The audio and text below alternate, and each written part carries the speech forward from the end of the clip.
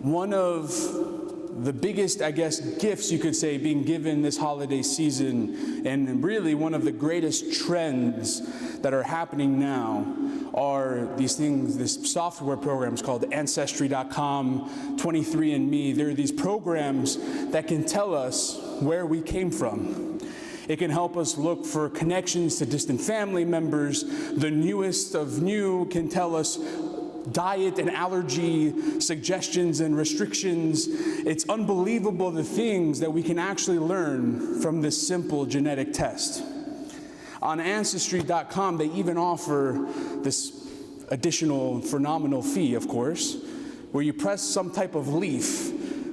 I don't know, I'm not the maker of it. You press the leaf and it expands this whole database of all of the people you might be historically connected to, whether it's by genetics or so on, however many degrees of separation. And one of the testimonials that show up is, I'm related to George Washington. Well, we're a little too ethnic for that. So we're not going to be related to George Washington, but we get to learn who we are connected to throughout history with its depth of its database. So what brings to mind is today's gospel.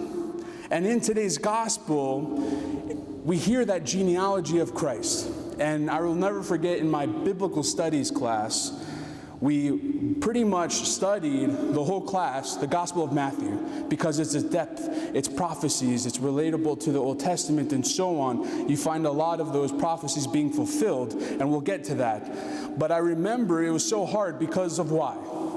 Well, the gospel we heard today is actually the first chapter, the first verse, all the way to, I believe, 25. So for the first 2-3 classes, we're learning all of these people's names, who they were, and guess what? There's not much history about them. And of course, their names are a little difficult to say. So forgive me, I was looking in the Greek, and then I was looking over into the English, because the Greek alphabet is a lot easier to read the names with the accents and so on. And then, of course, generations and generations go on. But I personally share this why? Because we need to know where we come from. We have to think that when we see all of these names on paper, that it actually means something.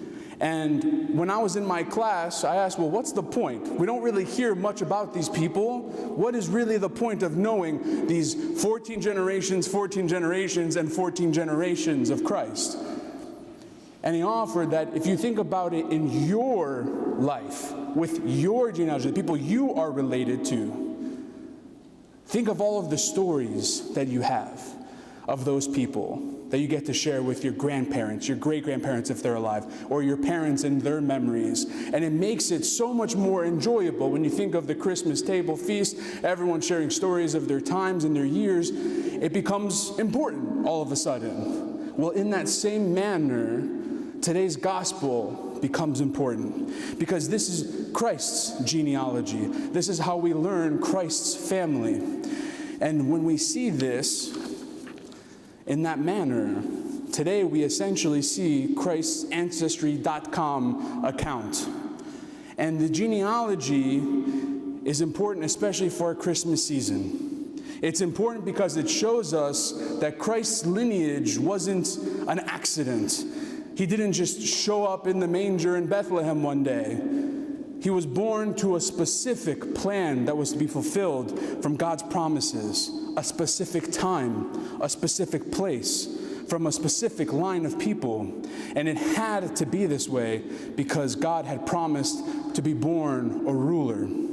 And not just that ordinary ruler where we think of the thrones and the crowns and so on, but the King of Kings, the Lord of Lords. And this morning, we're going to be looking at that plan. Now, I promise you, I'm not going to go through all of those names. We don't have time for that.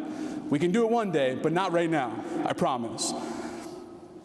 And he broke it down into these phases. And that first phase is that God planned a ruler through prophecies.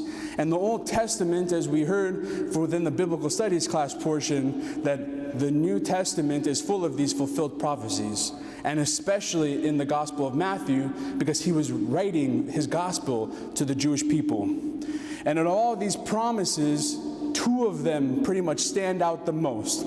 And those are the covenants of David and Abraham, of which we're going to be speaking about in depth, but it establishes that rightful throne, as to say.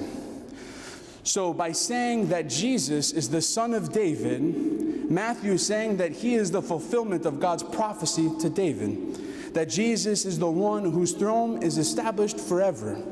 He is the seed of David that God would raise up and establish his kingdom. And as that baby Jesus lay in the manger, he was an eternal heir to this throne. He was an eternal heir to the throne of David. And Isaiah spoke from this in his prophecy, of which I will read.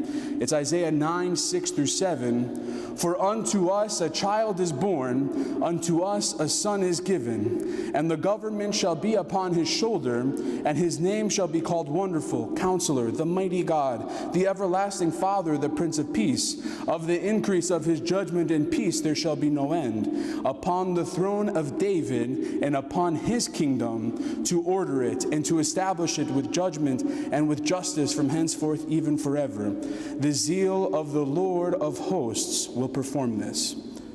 So as we hear, Jesus was the fulfillment of this promise that God has made to David. And it's these covenants that come to life in the flesh. The second phase is that God planned a ruler through people, but he does it in a way that shows goodness and mercy. And in God's plan for a ruler through these people, he used the royal line of David to give Jesus this legal claim to the throne. Now, we're not thinking of like the Game of Thrones where everyone has a legal right. What we're saying is that there is an heir to this kingdom that's being brought. And as you see through these descendants, and if you look deeper into each one of them, not all of them were kings, not all of them had that throne, but they were heirs to this kingdom. And God said that nobody from a certain part of the line, from Jehonias, would sit on the throne of David ever again, but Christ came from that line. So that eventually ended, because legally, yes, he's a part of that line, but as you read, there's no emphasis of him being Joseph's son. The emphasis on Christ being the Virgin Mary's son, of whom Joseph was betrothed. So Matthew's lineage establishes this legal claim to the throne of David. And that third phase of God's plan is that he planned a ruler through providence.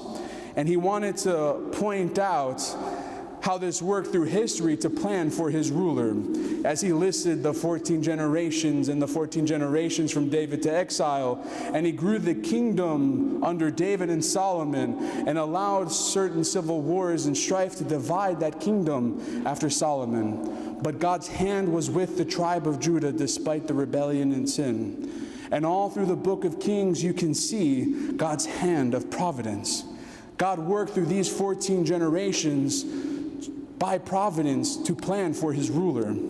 He worked through those 14 generations from that Babylonian, as we heard, exile, that captivity to Jesus. And God had a plan. He had a plan for mercy and a plan of grace. He providentially preserved his plan during the times from Abraham to David, and providentially preserved his plan during the times of David to exile. And he providentially preserved his plan during the times from the exile to the birth of the Messiah, God's ruler, the King of Kings, Jesus Christ. And God planned this rule through promise, and he planned his promise through these people. And he planned for his ruler through providence. It all comes together as we hear this genealogy. So there serves such a greater purpose than just me standing up in front of the royal gate reading a bunch of names. It serves such a larger purpose for this reason. Now the question for us to think about is while that might have been nice, what does this mean for us? Who are these people? What is their purpose within our lives? But at the end of the day, why are we celebrating Christmas as we're here to come together today? We celebrate Christ coming into the world, fulfilling this overall plan that God has in this specific time, in this specific place.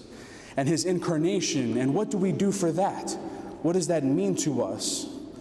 That's the important time of this season, where we celebrate the beginnings of Christ's earthly life into this world.